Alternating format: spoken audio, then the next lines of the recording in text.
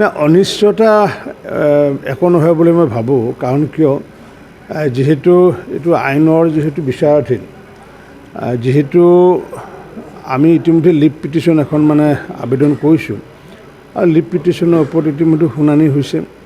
শুনানি হোৱাৰ পিছত পুনৰ আজি 10 তাৰিখে পুনৰ আজি শুনানি হোৱা কথা।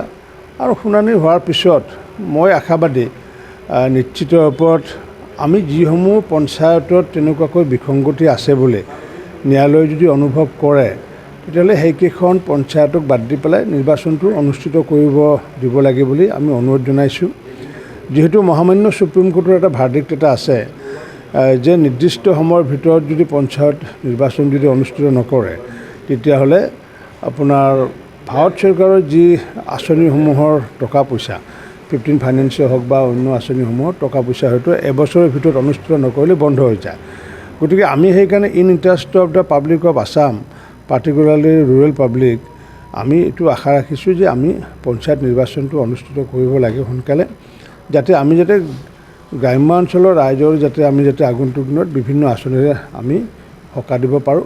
আৰু সেইখিনি কথা নিশ্চিত ওপৰত মহামান্য গুৱাহাটী উচ্চতম ন্যায়ালয়ে নিশ্চিত ওপৰত তেওঁলোকে হৃদয়ংগম কৰি আমি যিটো বিচাৰিছোঁ, যিকেইখন পঞ্চায়তক বাদ দি পেলাই হ'লেও নিৰ্বাচন অনুষ্ঠিত কৰাকৈ যিটো অনুৰোধ জনাইছে, অনুৰোধক তেওঁলোকে সন্মতি দিব বুলি আমি আশা ৰাখিছোঁ। কাৰণ কিয়, মই ভাবোঁ এইটো যে আমি এইবাৰ পঞ্চায়তটো আমি ৰাজনীতিমুক্ত কৰিব বিচাৰিছোঁ।